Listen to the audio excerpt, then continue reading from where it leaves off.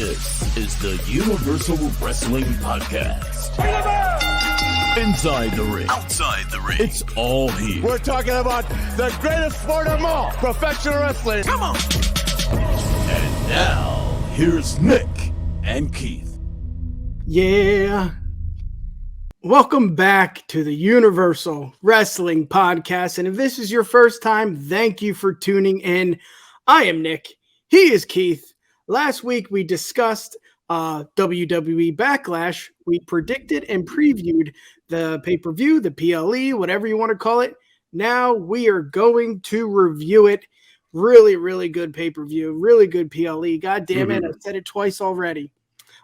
Keith, before we get started, let's promote, baby. The Bloodline Entertainment Network is here, and we are kicking ass. You can find us. The links below, and also on YouTube, on Twitter, on Twitch, everything. Instagram, we have it all, and we have a fancy website right there. You see the link? Click on that, or I guess copy and paste it into your web browser. Then you can view the website. Really cool stuff. And Keith, we can't forget Broadcast. They are now exclusively video content exclusively on the UW pod, which means that is also on the Bloodline Entertainment Network. They are here. They just reviewed, 2002 Backlash, Hulk Hogan going one-on-one with the Game, Triple H. Really good, man. Tom and Alan know their shit, and it's just fun, man. It's just fun to watch. Unlike this show. No, I'm kidding. Oh, only sometimes. Yeah, man. Bloodline. It's where you don't need to go anywhere else for anything else. No, it's all there. Entertainment. You want to listen to wrestling? We got you. You want some baseball, fantasy football talk? Boom, we got you. You want movie talk? We might have you. We have you. We have you now. Sure. We got it all. Yeah. Entertainment, wrestling, sports, whatever you want. It's right here on the Bloodline Entertainment Network. But like I said, we predicted and previewed Backlash. How'd you do, bud? I didn't do so well. I did great. The only one I think I was off on was Sammy and KO and Riddle winning. Yeah, me too. But I remember when we did it, I even said in it it would make sense if the Bloodline ended up winning. But I think I was the only one I was wrong on. Yeah. Honestly, if I can go ahead and give the old pat on the back there. I was wrong with Brock and Cody, Damian, and Bad Bunny. Don't ask me why I picked Priest. And I think that's it. We'll get into that match. Shit was wild. Yeah. But let's get into it. Let's talk some Backlash. Really, really fun. If you did watch it or you want to rewatch it, but with the Bloodline, again, we're going to promote here, brother. You can watch our watch along on the Bloodline Entertainment Network, the YouTube channel, Twitch. It's all over the place. We watched together. It was really fun. So go check that out. But let's get to it. Let's get to Backlash. And I guess in a nutshell, before we review each and every match, man, this was fun. This was fun. Not just because I was watching it with, the Bloodline members, but just because of the event, just because of what went into it. I mean, there was just so much promoting wise when it comes to Puerto Rico and Bad Bunny. We got to see Savio Vega. We got to see some legends. We'll get into that as well. But overall, man, one of my favorite PLEs of the year so far. I mean, I know it's only May, but still, this was really good. This is up there with WrestleMania. It was fun. It was fun to watch. It didn't feel like I was, working. I know sometimes when you watch a 3-hour Raw, like, oh my God, commercial break, is football on, baseball. But this, man, my eyes were glued. I had so much fun watching it. Totally agree with you. It was a great pay-per-view. The crowd, man, the crowd made it there. If WWE keeps getting crowd reactions like this from overseas markets, like not mainland America markets, we're not going to have any pay-per-views here anymore. Because it was amazing between how these guys were at Backlash and how they were at Clash at the Castle. Oh my God. I don't know what the budget is. Maybe that's the reason it hasn't been more, but I'm looking at pay-per-view schedule for the rest of this year and being like, yo, we already announced Philly for Mania 40, so that's fine. But for the rest of 2024, where else in the world can we go that's not Saudi Arabia? Because they're not, their crowd reactions are about on par with ours. But Yeah, I'm looking to go exactly. London for Money in the Bank is probably going to be equally off the friggin' charts with everything. Yeah, but I'm looking to try to then go. Let's go to Ireland. Let's figure let's finish out the UK there. Let's get to Poland, Germany, everywhere. Yeah. They do the live event tours anyway. Just take your big sets. You can do it. Yeah, crowd made this show. Not that it was a bad show to be match wise and stuff. Anyway, but the crowd. Yeah, absolutely played into it being as great as it was. And what's cool to look at it too is they didn't have some of their big guys. I mean, yes, they had Cody, they had Brock, but they didn't have Roman, they didn't have Gunther. I mean, that just shows that you don't need them. I mean, yes, it's necessary to have your champion on some of the shows and also having your intercontinental champion in a territory. I know it's still, part of the United States, but it's cool to see. Or it would have been cool to see Gunther there. He didn't have to wrestle. I guess that's what you do with your big guns. They don't have to come to every show. And it showed, Keith. They didn't need Roman Reigns. They didn't need Gunther. I mean, every match. I mean, do I agree with, the outcome? Probably not. But again, it's about entertainment. I mean, the World Wrestling Entertainment. It makes sense to me. Yeah. Go anywhere and everywhere. If it's London, if it's Europe, if it's with the broadcast boys down under, go there, man. I mean, I think they did that once or twice. I think maybe it was the Super Showdown. I think was in Australia. Yeah, I think really good event, man. I just had so much fun watching this. Oh yeah. I guess we can get into it. Let's get into it. Start diving through. We knew going into this, like the SmackDown Championship match, that we knew, Bianca and Rhea were going to win. But I must say, it turned my head. I mean, I know I was saying that, why is it all about damage control? Why does it seem like it's always about damage control when it should be about Bianca? And I still felt that, but I think IYO put up, we knew she was going to put up, that wasn't the problem. Maybe the story I needed a little more. But at the end of the day, like I said, it turned my head. I was very happy and impressed. I still do want something more for Bianca. I don't know what that is, but let's hear it, brother. Yeah, no, I don't want to say they stole the show because there was some really great shit later on. But come out and read a room. This is how you come out to an event and read a room. Yeah, crowd was hot. Crowd was ready for the show to happen, and these two delivered. It was such a good match. It had for being such a foregone conclusion, it had no business being as good as it was. Bianca was definitely going to win, but it was really good seeing them both play the crowd because the crowd was definitely booing Bianca at points. Yes, I wanted to bring that up. And she did this really brilliant thing where she wasn't being a heel, but she just wasn't being as much of a face. And playing up to it, and IYO kind of started smiling, no, I got you guys. So I loved the fact that IYO came out to her NXT music, she came out with her entrance theme because that's one of my favorite entrance themes ever. And I was so scared she was going to come out to the damage control theme, which is fine, but I love it's so good. So that was sick. And then these two just very casually decided to just tear the house down with the opening match. Just so many good spots. When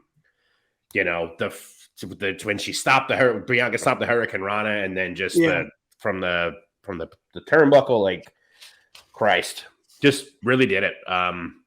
Again, it was awesome that they just played off what the crowd was doing, just adapted how they needed to. It was always going to be Bianca, but still a great match.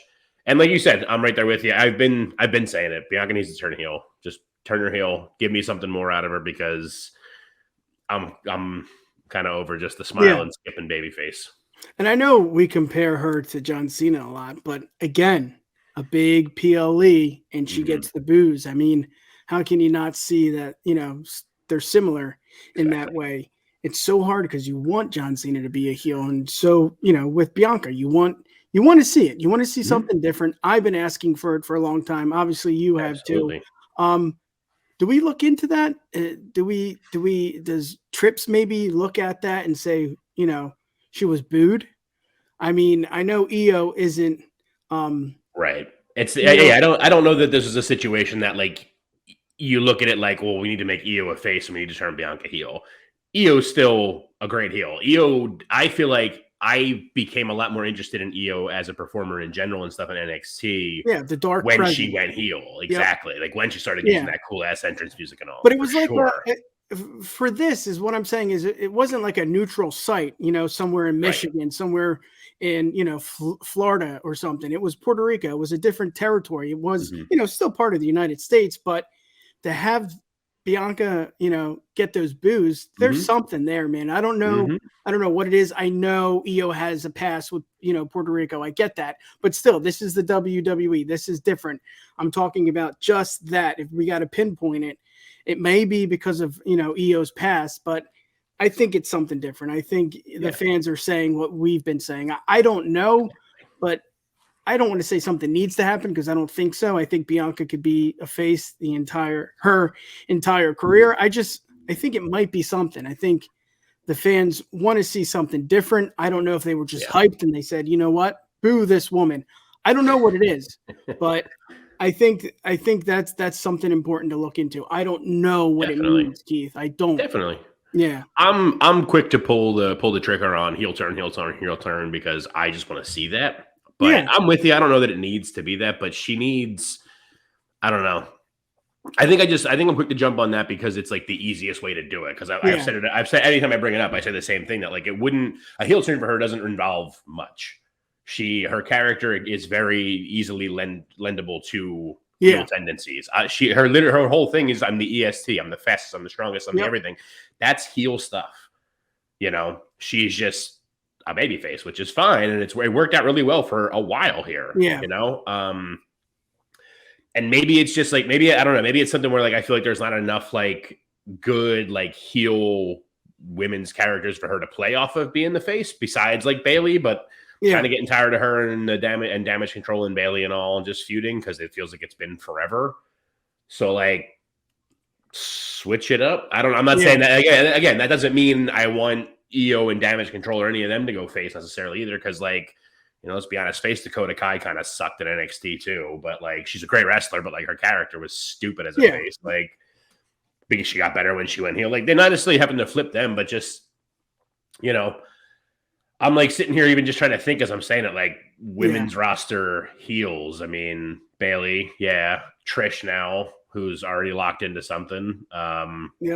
Ronda, Shayna, but she's associated with Ronda now, so like, okay.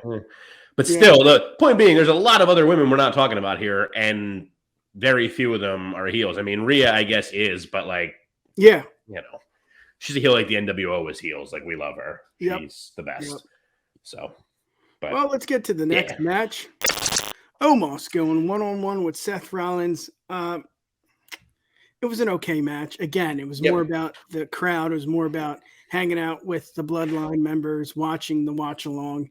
It wasn't a great match. Yes, there were good spots. Yes, there were good spots, but it is what it is. It was just a match. Maybe it was a favor that Seth had to do before becoming the champion. I don't know. I want to say Omos looked good, but that was because of Seth. Exactly. So I don't know. I mean, yes, he's a big boy. Yes, he's slow, methodic, but that's just the characteristics. He needs to do more work, and I think there's more work in the plan for Omos going one-on-one with Brock and then Seth. I feel like they want something from Omos. Right. I feel like they see something in Omos. For me, it was cool to see the curb stomp a few times to put him down. I like that. I thought it was just an okay match. Yep. Seth looks good. I mean, what else can you say? I mean, that's why he's just won on Monday night, one-on-one with Balor. We'll get to that. I really have nothing much to say about this match other than it was just a decent match. And Omos, maybe he's getting a little better, but he does have competitors that are, Hall of Famers.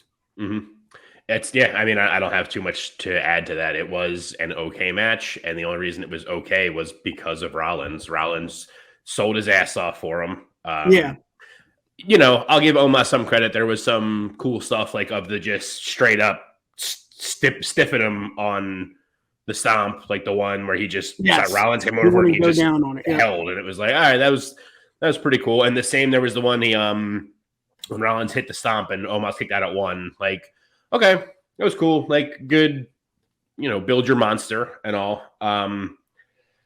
I think it's, I say it like every time he comes up. Like I made no secret about it. Like I'm not the biggest fan of Omos, and it's the clunkiness, and it's just like I think it's more like I thought about it a lot this week. Like I think it's like more his selling point. I get he's really tall, and it's hard to compare like the super tallness of that to any other wrestler or any kind of stuff. But like just in terms of like that old Vince McMahon mentality of like big beefy men better than anything else, of your Hogan's, your Ultimate Warriors, these guys that maybe aren't the most impressive things in the ring and whatever, but they're big and they're these larger than life things.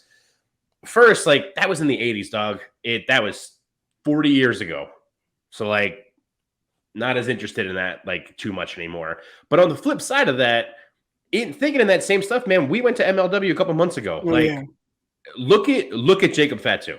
Look at Alex Hammerstone. Like these are massive dudes, not massive like Omos is, but like just holy shit. Someone go look at Alex Hammerstone's Instagram once, and you'll be like, Jesus Christ, like the guy's a monster. But like they don't. They're not slow, methodical, clunking around all the time. Like they had a solid match. I was just looking through my phone the other day. That's what made me think of it. Is watching back the clips we had. It was him and EJ, I think, in the street fight. Yeah, I got the shot like right in front of us when he just got wailed with the friggin' kendo stick. Like, it was a great match. They moved. They're big dudes, and they moved quick and everything. And it's like I understand he's tall. It's probably hard for him because it's probably something he's got going on joint wise, like Andre did, and that's understandable, but like it's not the 80s for me anymore, man. That stuff doesn't really cut it for me. And I read someone saying that like this is the best Omos has looked in a match, but it's like because he had Rollins, and before this one I said the best match he had was when it was him and Styles versus the New Day for the tag titles, and it was because of the three really quick guys surrounding him and selling their asses off for him. And it's the same thing here. It's fine. But it would have been a bad match, but instead it's like fine because Rollins was in there to make it look good. Exactly. So, that's that. I think we can agree on that one. It was just an okay match. Seth looked like $1 million. Omos looked good because of Seth. I'm for it. If they're going to do more with Omos, I'll watch it, but I'm not going to, I don't know. It's not my cup of tea. And that, that's it. That's it. It's not my cup of tea. It might be others. They may really like that slow, methodic, giant style 80s like you brought up. I mean, it is 2023. It is a little different. Our likes, our tastes, they are different. But again, great match for Seth. I think Seth is obviously we'll get to that when we talk about the tournament here. But let's get to the next match. United States Championship match. Austin Theory, your champion. Triple threat match. Bobby Lashley and Bronson Reed. Really good match. I enjoyed Bronson Reed a lot more than I enjoyed Austin Theory and Bobby Lashley. I'm seeing it, man. He is a star. He is right up there. Obviously not world championship material, but United States Intercontinental mid-level, mid-carder guy. I love it, man. I love his decision to leave New Japan. He got a lot of hate for that. And if you watch this podcast, Keith and I are really big fans of Austin Theory. But right here on for Backlash, Reed sold me. I want to see more of him. Bobby seemed a little lost in the match. I think he is a little lost in his character. He's now on SmackDown. We don't know what's going to happen there. Theory, he looked good. He didn't look great. I liked the way it ended, the heel tactic. I thought that was cool. But Reed sold me, man. Bronson Reed is the real deal. I don't care what anyone says. I love his decision to leave New Japan and come here. Smart. And this match was great. It was just an entertaining match. Again, it wasn't the match that stole the night. I thought it was going to be. Obviously, Bad Bunny was there. Obviously, Bad Bunny stole the night with Priest. Just good match, man. Just a good match. Let's hear it, buddy. What do you got? Yeah, I feel like when we do our predictions, I got to stop saying that about like triple threats that I'm really excited about. Like, well, this one's going to steal the show. I mean, I said that about Gunther, Sheamus, and Drew, and obviously that did. That was meat on meat amazingness. But yeah, I was a little disappointed in it. It was still a decent match. But I don't know what I really expected. I couldn't like pinpoint that, but I expected more. I like the way it ended. I like the ending. I think the ending works perfectly. The ending helps protect the other two while keeping the title on Theory. Yes. Because I didn't think, I had said in the predictions, I didn't think this wasn't the time for Theory to lose it here. No. Especially, no, it wasn't the time for him to lose it here anyway. So it did a good job in having him retain, but keeping keeping Bobby look strong to some extent, and helping make Bronson, like you said. I mean, oh my God, I'm so happy that these two are back to back, because like I just went off on my little tirade about how like Omos, bigger dudes, they need to be more agile and stuff, and then bam, there it is in the next match. Bronson Reed's like over 400, just about 400 pounds. He's a big boy. He's a big boy, and you have no idea. The guy is just so quick. I said in past ones talking about him, he reminds me so much of Bam Bam Bigelow. Him going for the moonsault in this match, that's Bam Bam, baby. To a T, that's Bam Bam Bigelow. He's awesome. I expect the world for him. He did get a lot of flack for leaving New Japan, but he knew he was coming back to. Papa Paul loves him, so he's only going to do right by him. I could honestly see him eventually having a world title run. Way down the line. We got to sort all this bloodline, Cody, everything out first, and get some new things established here, and not have a 3-4 year champion. Get back to the norm of a couple month reigns and go from there. But I could see it happening still for him. But like I said, I mean, not too much else to say really on it. It was a good match. It just, I wanted more out of it. I'm kind of lost on what they're doing with Bobby too. I'm imagining they're kind of just like spinning wheels with him for right now to get him to go after Roman next, which is fine with me. But but do you really want to see that? I mean, I do, but we know he's going to lose. Exactly. Yeah. Coming out party, man, for Reed. It was just so much fun to watch this big man just get it, man. Just so enjoyable, and he's so athletic for such a big dude. It's just unbelievable, man. I mean, again, I don't think it stole the night, but I think it did its purpose. Have Theory go over, don't hurt Lashley. I mean, I don't know if that's even something to say. I think he's I don't want to say damaged goods, but something is there with Lashley. Obviously, they see that. Obviously, he was drafted. If you're drafted, you're a big deal. You're part of the show. They want something in Bobby. They obviously see something in Bobby if he's in the triple threat match. And like I said, if he was drafted, I just don't know, man. Maybe they don't. Maybe they honestly don't know, or maybe they do. Maybe this is the whole point. Maybe he's losing, didn't get a match at Mania. I don't think that was legit. I think, something happened there. I don't think it's part of a storyline is what I mean. The Bray stuff, Reed came out on top. I mean, Austin Theory, like I said, the heel tactic was smart, but maybe it's because I enjoy Austin Theory so much, but I want a 1, 2, 3 and it's over. I want him to have a dominant performance, and we haven't got that. We didn't even get that against John Cena. I thought that's what they brought John Cena in to do, for him to get a dominant performance over one of the greatest. If you are, in that camp with Michael Cole, you think he is the greatest. It's, back and forth with it, but he's on the Mount Rushmore. Absolutely. I don't know, man. I get it. He's a heel. I get the tactic. I get the way he won. Made sense. But I want a dominant performance. That's what we got out of Reed. I mean, I'm not complaining. This was an enjoyable match. This was fun to watch. You can always. I'm always going to bitch and complain. Yeah, that's the whole reason this show exists. So exactly. Absolutely. Like, that's the whole point of this all. But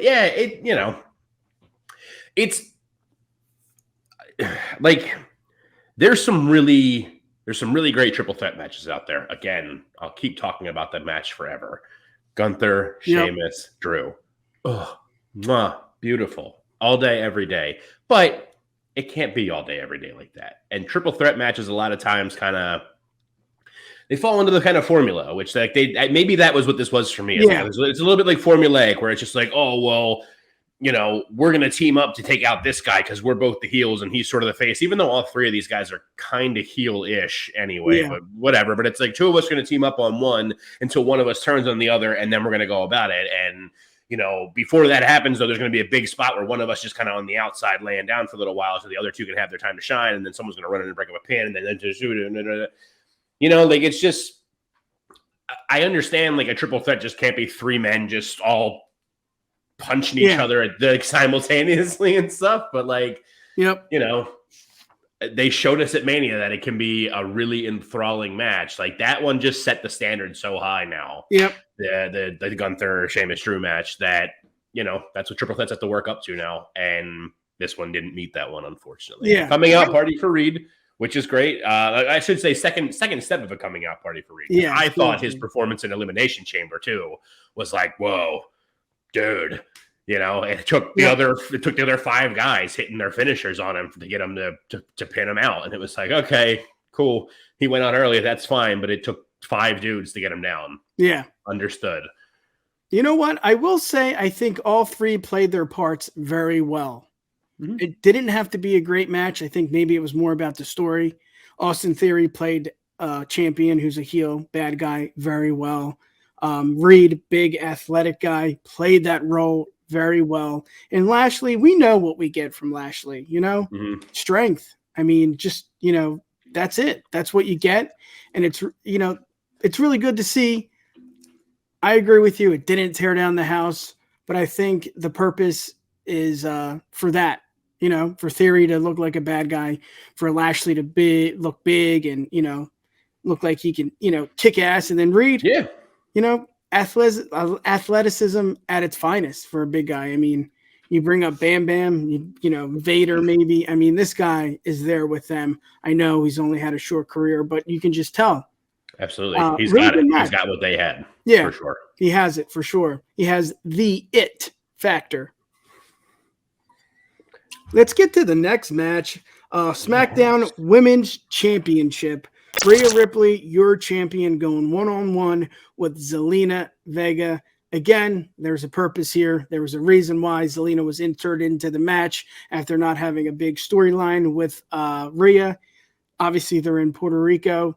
It made sense. I understand it. I see it from a business standpoint. The crowd ate that up, man. Mm-hmm. They ate that up, and we don't really have to talk about the match. I don't think I'm going to, because I don't think there is much to it. I think Rhea had a dominant performance. I think maybe that is what they wanted, other than, having Rhea Ripley, having Zelina Vega just soak it up, man. I mean, she deserved that. As much as she's not a worthy competitor, she deserved this time. She deserved this spotlight, because the in and out of just being a wrestler, being a manager, dealing with that shit with Vince on 9/11 with her father. I mean, this is it. This is what you get for putting, I don't want to say putting your head down, but doing the work, coming to work on time, being there on time, showing up. If there is a segment for Zelina, she's going to kill it. If it's on the mic, she's going to destroy it, because she's that good on the mic. Oh, yeah. When it comes to in-ring, I don't think I'm the only one. She was not a worthy competitor, but I don't think that's what the story was about. I think it was about Zelina getting her time, and she shined, man. She looked great. The entrance was great. The crowd was amazing. I mean, this is what you want out of a championship match. If there is no story, if there is no storyline, this is what you want. You want, the underdog. I guess you can say she's the underdog in this match. Oh, yeah. To look good. I mean, she got squashed, but she looked good. Rhea just showed up, did her thing. Again, I don't think this is, maybe this wasn't part of the year-long story with Rhea becoming champion and all that. I think, WrestleMania was that spotlight. This was just, I don't want to say a bump, but this was just another path, another journey for Rhea to show who she is. And again, she looked like $1 million. I'm not going to get into the match, because the match was just blah, but this was, I don't want to say a performance of a lifetime for Vega, but this was a spot. This was her time, and she showed up. She's not great, but she showed up. She really did. Let's hear it. Shut me up. No, I don't have too much to add to what you said. I mean, that's exactly what it was. This match was just to give Zelina some flowers for all the, the shit she shoveled down and stuff. But the real point of it was to give Rhea a dominant win to really help establish her. And I'm glad that it went that way. Because I definitely had worries that it was going to be, like, I hate to put it that way, but like I was really worried it was going to be like more than a little bit of like Zelina getting some offense in, and maybe she's got her number and and like there was the one quick roll up attempt she tried, and then that was it. And Rhea's just like, nope, you're dead now. I'm going to kill you. See you. She did. And that's what I want. I want, there was a lot of, before she joined Judgment Day and all that, there was a lot of like start, stop, whatever going on with Rhea. And I feel like this title reign is them trying to make good on that to her and to fix the mistakes they made. She never should have lost to Charlotte. She never should have lost the NXT title to Charlotte, whatever that was, 2 years ago, 3 years ago. That shouldn't have happened, but it did. So making it up for it and just making her, kill it now. Loved her gear too. Rhea's gear, the all white. Zelina got the special entrance with the Puerto Rico one. That was really cool too. The rhinestones like head to toe. That was sick. But just Rhea coming out in all white as opposed to the black of the Judgment Day was like, and Dom on her ass cheeks. Yep. That was cool. Brilliant. She gets it. Yeah. She gets it, and it's beautiful. Oh my God. Yeah. Yeah, it was really fun. Really fun just atmosphere, like again, the match didn't, I don't think it needed to be great just because of what it was all about. It was about Zelina. It was about the entrance. It was about, being there in the crowd. It was about her being in Puerto Rico. It was about her getting her time, and she shined. She did. She looked great. Yeah. She really did. The match was not great. And I think a lot of wrestling fans can say that. It's not, but that's not what it was about. Exactly. So we didn't need it to be. Yeah, exactly. Let's get to the main event. Oh no, this was not the main event. Maybe it should have been. We'll get into it here. Bad Bunny goes one-on-one with Damian Priest in a San Juan street fight. Keith, this is what it's all about. If you're a wrestling fan, this is what it's all about. It doesn't need to be about the moves. It doesn't need to be about the skill set of the competitor. Maybe the storyline a little. This had it all. This had it all. Was it a great match? Technical, skilled? Maybe not. But again, this is what it was all about. It was about being there. It was about Bad Bunny, a mega star, just getting in the ring. I don't know how long he trained, but he looked like he trained for years. I mean, this was just amazing. There was legends. There was the LOW. There was the Mysterios. I mean, this is a match, and I don't want to say it's similar to Sammy and his rise after the match with Johnny Knoxville, but I can see that for Priest. I can see that after this match, absolutely, Priest is on another level. I mean, and I said it too. I said Priest needs to win. I don't know what I was thinking. I don't, but maybe it was for more clicks. Maybe it was for more views. I don't know, but this was great. Bad Bunny should have won. He did. Yeah. I mean, I don't want to say a spot fest, but there was really a lot of spots that were like, holy shit, Bad Bunny pulled that off. Yeah. And even Priest. I mean, Priest, again, it's not about the technical wrestling. It's not about this, how skilled Bad Bunny is or how impressive he is. But Priest did a lot too. I don't want that to be, I want that to maybe be underlined that Priest, I don't want to say carried him, but he did his work.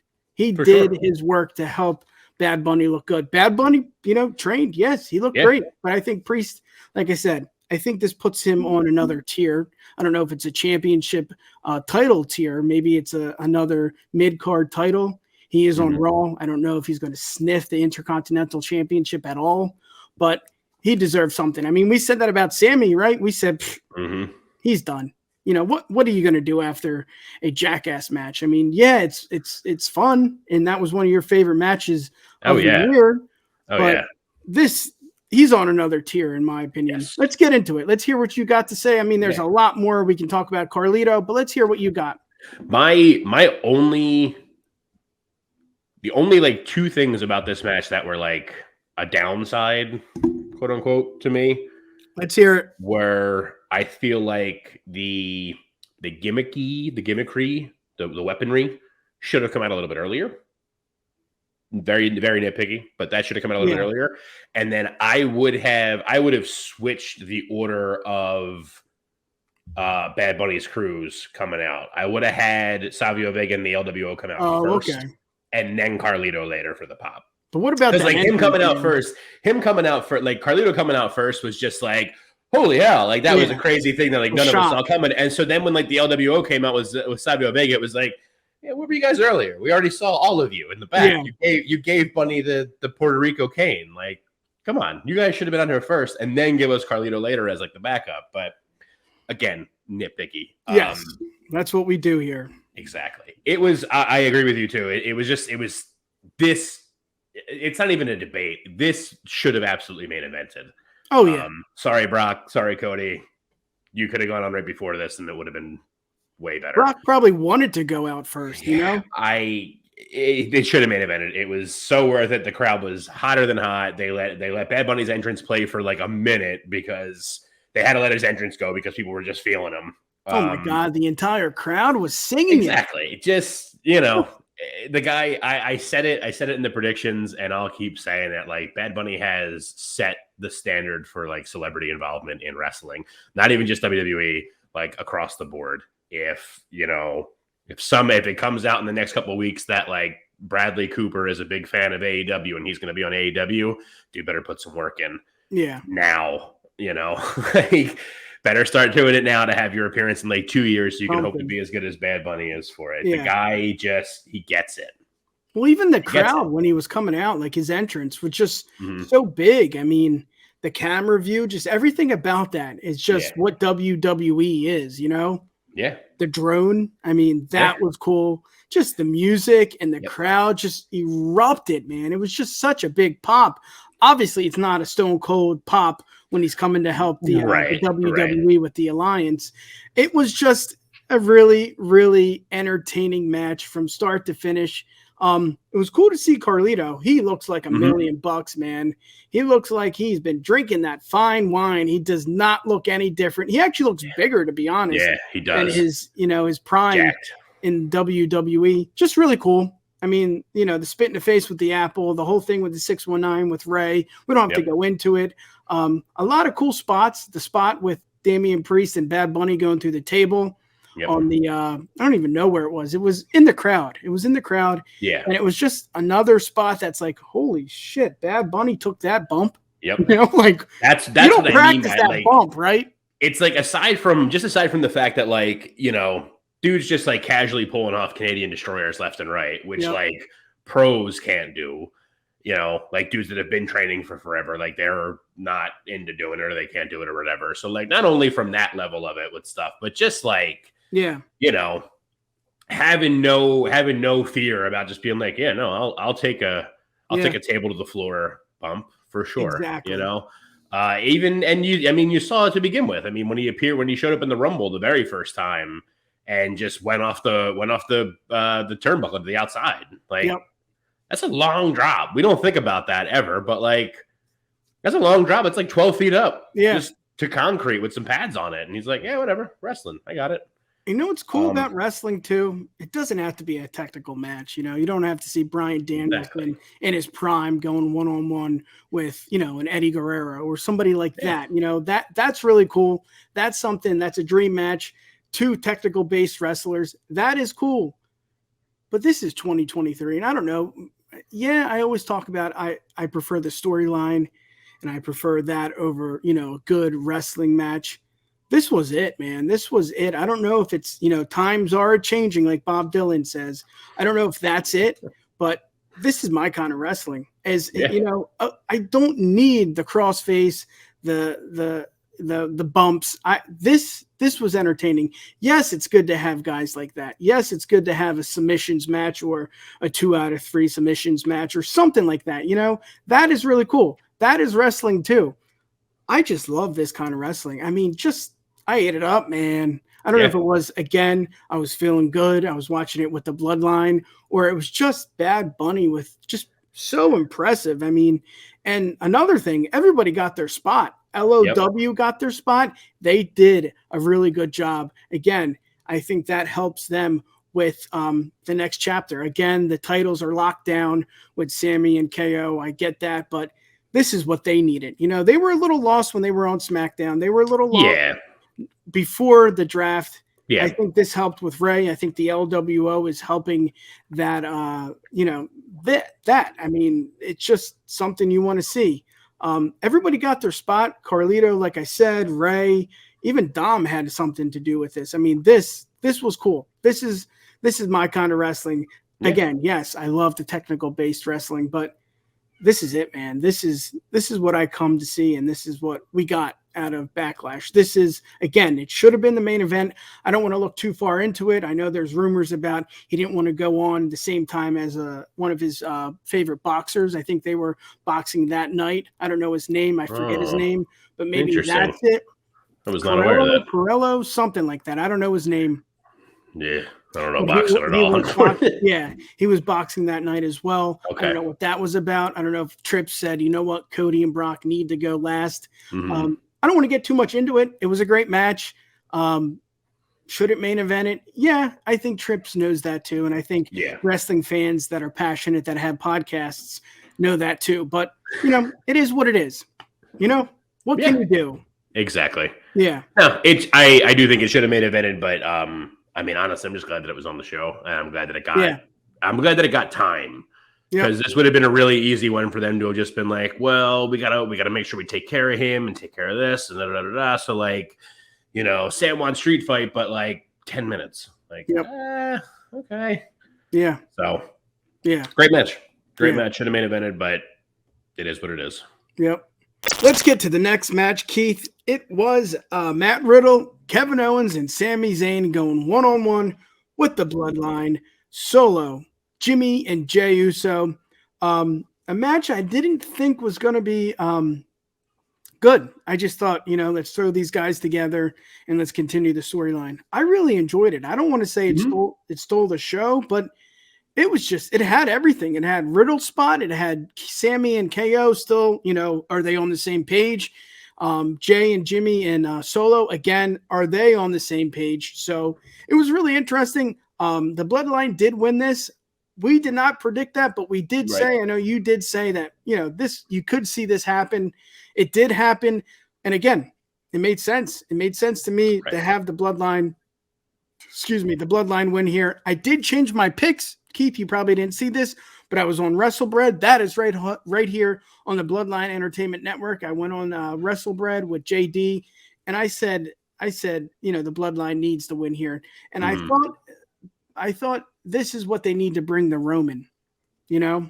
Yeah. This is what they needed to bring the Roman. Hey, we won. But it wasn't like that. Solo, you know, did what he needed to do and got the job done. So maybe it's still, you know, two components that just, they're not sticking. They're not there. And I think that's still what we have here, but they won the match. We'll see Roman Reigns on Friday. He will appear on Friday Night SmackDown. Let's get to it, man. What did you think?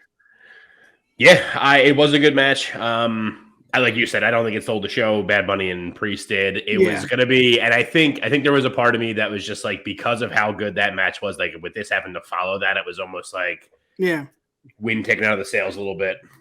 It was still good though. Everybody got their shit in. Everybody, you know, did the things they needed to do. A lot of story advanced here. Like you had said, like we did say in the predictions, like it makes sense. The Bloodline went into, you know, now they had that to bring back to Roman, but now there is also like the whole wrinkle of like what's going on with Solo. Solo almost spiked Jay, and then almost spiked Jimmy. Like, what's happening there? What's going on with all that? You know, is Roman gonna? You know, is it something where like Solo, like Roman's been talking to Solo to be his like new right-hand man. And Solo's getting like a big head about it. So he's trying to keep the other two in line without Roman even saying it. So now like when we see Roman on Friday, Roman might be like, what are any of you doing? Exactly. Like, none of you get it that it's me. It's all about me. It always has been all about me. And you just all fall in the line. So like, awesome story stuff. I think you have something there. I think you have something there with Solo. Like maybe his head's getting a little too big. Right. Seriously. I think that could be another cool wrinkle in the Bloodline storyline. I think the biggest, my biggest thing though is like, not just because I wanted to have a clean sweep of my predictions with everything. I still feel like the faces should have won because like you could have done all that we just talked about there, like that. You know, they have something to take to Roman now. Maybe Solo's getting too big of a head. All that kind of stuff. Like all of that is still accomplished if they win. Like you can still have Solo almost spike both the boys. Like you can have that infighting all still happen and still have KO and Sammy win. Just because, like, you know, I don't know if it's like they're trying to build it up to show that they're going to take the belts off of Sammy and KO like relatively soon, because that's the rumor going around, because Sammy like straight up can't go to Saudi Arabia and KO doesn't go because of that. I don't know if that's going to happen. I mean, if Cody can't win at Mania, I don't think Sammy and KO are going to lose their titles. It just, you know, I don't know. It's tough because I don't know how. I guess it's a rumor going around because they're doing Night of Champions in Saudi Arabia, and that's usually Night of Champions is supposed to be all the belts are on the line, but they're not gonna be, unless they take them off of Sammy and KO, which would be a really shitty reason to do so. But absolutely, they got to do what they got to do. I think, it was cool to see them all get their stuff in, you know. I mean, it would have been nice for like Riddle to have a pay-per-view win coming back after everything, but some of the best hot tag I've seen in a while. Yeah. Just good. Phenomenal. No botches, no mistakes. He's just nonsense going on outside of the ring, but like when he's in there, the guy's great. Just maybe change the gear. I don't know. You like the undies? Little looser, maybe. I think what the big moment here, and I think we'll hear something on Friday. Obviously, we're recording this before Friday, but I think, you know, the spike to Jay, almost hitting Jay, I think that's a big holy shit moment. I think Roman's going to bring that up. I mean, how can you not bring that up? How can you not say this almost happened? Or vice versa. He might say, he did a great job. You know, maybe Roman is on Solo's side because he, you know, basically won the match for the Bloodline. But that's interesting. This storyline isn't what it was a year ago. Yeah. But it's still intriguing. It's still fun to watch because you don't know what's going to happen. Right. And I think that's the best thing about wrestling. You know, we've been watching it for years. We know when a match is going to end. We know when they're going to load up for their, you know, they're getting ready for the finisher. We know when matches are going to end. We know when commercial breaks are going to be taken. We know that because we watch so much wrestling. But here, the unknown is just something special, Keith. I mean, again, absolutely. This isn't like it was last year, but this is still intriguing. What happened to Jimmy? Why, you know, what happened with Jay? I mean, even Solo, why is he the main guy? I don't understand. Jimmy and, you know, Jay was the right-hand man. There's just so many what ifs. And that's, again, it's not as great as it was last year, but it's still, you know, at the end of the match, you're like, okay, trying to connect the dots here. Yeah. But you can't. Exactly. And I guess we'll see what happens on Friday, but Roman is back. What do you think? Any last words on this match?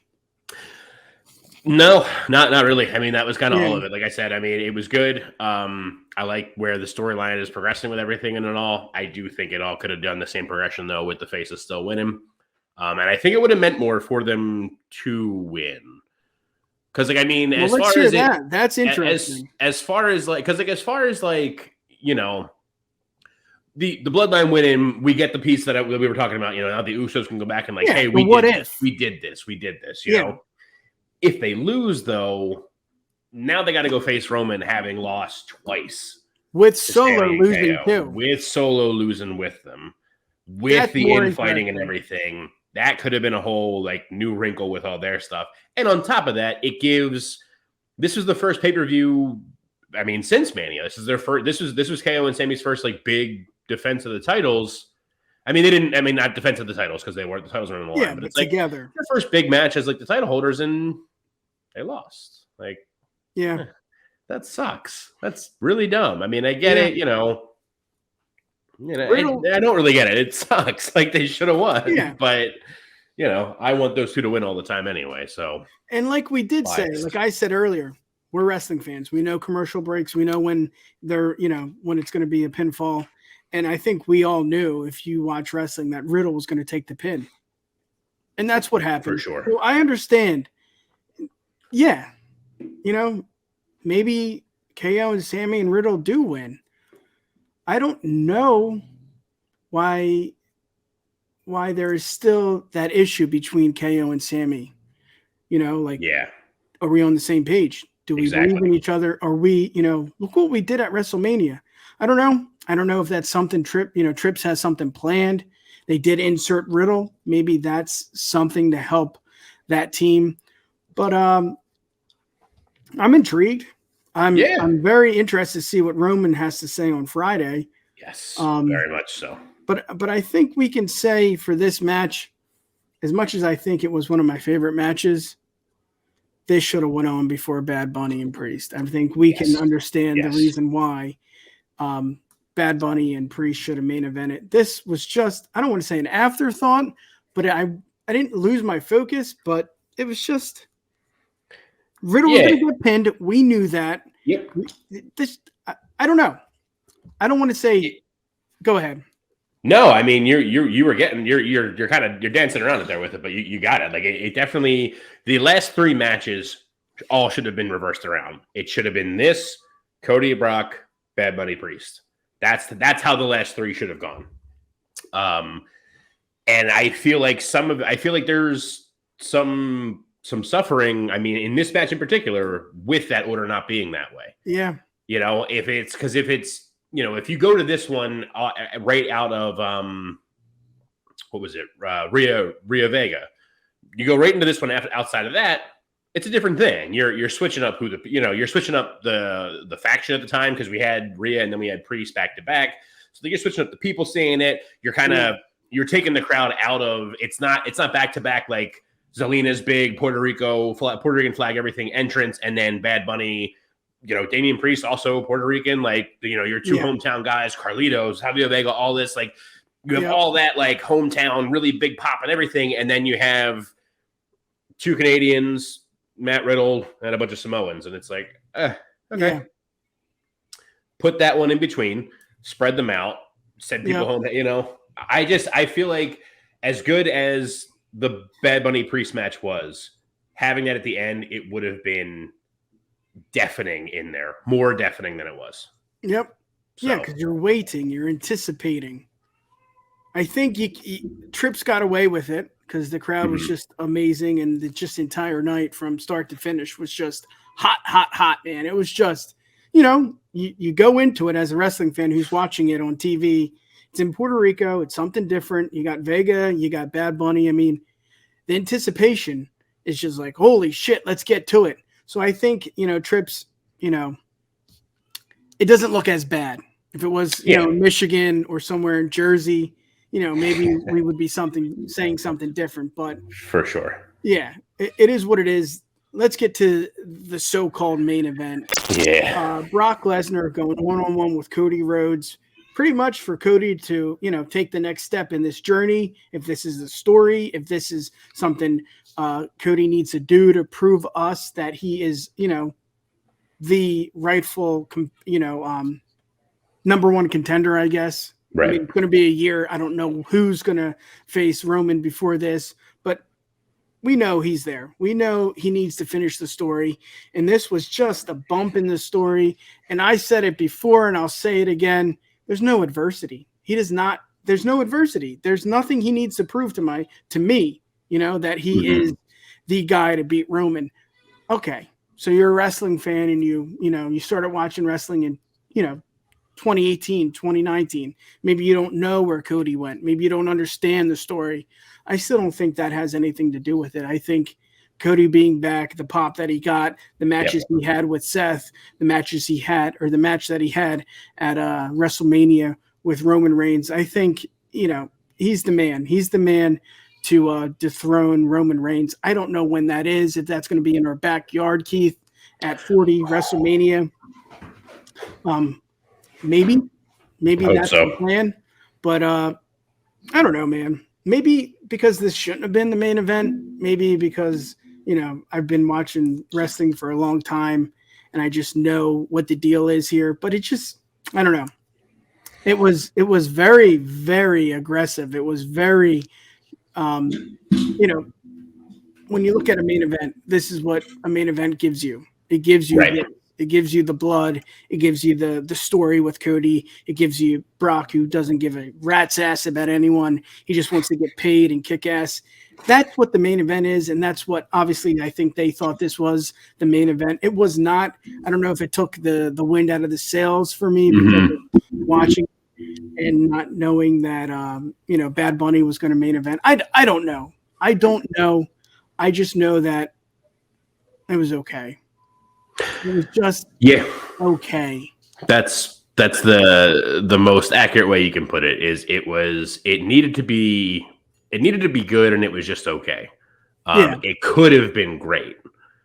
Well, yeah, it's like the Jericho talking about Hogan and Rock. I don't want to compare situations. That's not even comparable. But I don't know. I don't know, man. I don't know. Let's hear it. It just didn't like. It could have been great. Like we were talking leading into this and everything. I had said before, if not even just in the predictions, just in the past and different things, talking about Brock. Brock tends to have his best matches against like smaller dudes. Now Cody's not exactly small, but he's on the smaller end of things. Like I'm going to be way more on paper before going back 6 months. If you would put on paper Brock Lesnar versus Cody Rhodes and Brock Lesnar versus Omos, I'd have been like, no, I want to see Brock Lesnar versus Cody Rhodes. Even if you went back before moving besides Omos, because I'm not, really feeling him much. Even if it was maybe Brock and I'm trying to think of like another big dude, like Brock and Big Show, whatever. You know what I mean? Like just him and a smaller dude is always better. And this was just like, I feel like if they're going to push this whole thing of like Cody needs adversity and needs to overcome these obstacles and stuff, and Brock is your obstacle he's going to overcome, have him win like better than like the ending was weird. Like I didn't like that it was just like, oh, it's the Kimura. Oh, I flipped over and pinned you. Bing, bang, boom. Like, nah, man, that's we've seen how many times have we seen that ending in like nonsense stuff, like that was fine when I'm pretty sure Liv beat Ronda like that one time when Liv was feuding with Ronda for the title. Like Liv did that. And like, not that it's like a bad trope or anything, but like in that match when it's Liv and Ronda, where like Ronda is way more of like a fighter than like Liv is. Yeah, that makes sense. It's believable. That works there. Yeah. This is like, dude, you're Cody Rhodes. You're finishing the story. You were supposed to beat Roman, and according to everybody, you had these, you came out with the friggin' your tit black and blue and fought in Hell in a Cell and had this banger with Seth, and you beat him, and like you beat Brock because he's bleeding and you flipped over. Like, no, man, like, give me something. I know it never would have happened, but like, Brock was bleeding buckets in this match, which was great and helped like a main event feel with it. But like, dude was bleeding buckets. Like, all right, cool. Have Cody put the figure 4 on him and have Brock pass out. Cody wins. Like, that's so much better. Then it's Brock doesn't look like a fool because he got flipped over in his own hold and pinned. He passes out. He never actually taps or submits or anything. He just passes out because he's been bleeding like a monster and he's stuck in a submission hold. And Cody gets a dominant looking win. He beat Brock Lesnar by submission, technically. Like, that instantly makes the whole thing better. Yes. For me, though, like as it stood, it was kind of just like Cody dove on him before he even got in the ring, and then it all just kind of went downhill from there. Like that he hit, and I was like, dude, here we go. This is going to be solid. And then it was just like, like it never clicked into the next gear. Yeah. Well, I think you have something there too with the way it ended. I mean, main event matches, it's usually ending in shenanigans or it's a decisive win. Here, we got a little bit of both, And I think that's where, for me, it's a little cloudy. It's like, well, Cody didn't really put him down for the pin and, with 1 foot on him and just 1, 2, 3, something like that. Yeah. It was a little cloudy because like it should be a decisive win or there should be shenanigans. Right. There's a little bit of both. I think that's why it didn't click. And maybe it's just because I'm so tired of Cody trying to prove shit. I mean, I get it. I understand. It's a storyline. They need a year. They need a year to build to WrestleMania 40 if that is true. You know, if they're going to go one-on-one again at this year's WrestleMania. I don't know. Yeah. It was an ass-kicking match. I mean, Brock did what he needed to do. They worked for it. It was just, I think it was just the combination of a weird finish and like how good the San Juan Street fight was and everything like coming before that. And it was just like they had a bar to step up to. We are the bar. The bar. You know, they had the bar to step up to, but they didn't. I mean, they didn't reach that bar. It was set up there and they didn't get to grab it. That brass ring. The brass ring, exactly. Yeah. That's the show today. Really good PLE. It was really fun to watch. Maybe the matches weren't great, but just the environment, the crowd, everything about that. Vega's entrance, Bad Bunny's performance, even Priest's performance was just really fun to watch. Thank you for tuning in. Again, you can find us on the Bloodline Entertainment Network. That is right there. Check out the links below. Go check out our fancy website. We're on YouTube. We're on Twitch. We're on every social media platform. And don't forget about your boys from Down Under Broadcast, officially on the YouTube channel for the UW Pod. Yes, that's right. They have 2 episodes here, 2 awesome watch-alongs. Go check that out, as well as the Bloodline Entertainment Network. They are on the Bloodline Entertainment Network. But for us, you can find us on Twitter at the UW Pod and Instagram at UW Podcast. Peace!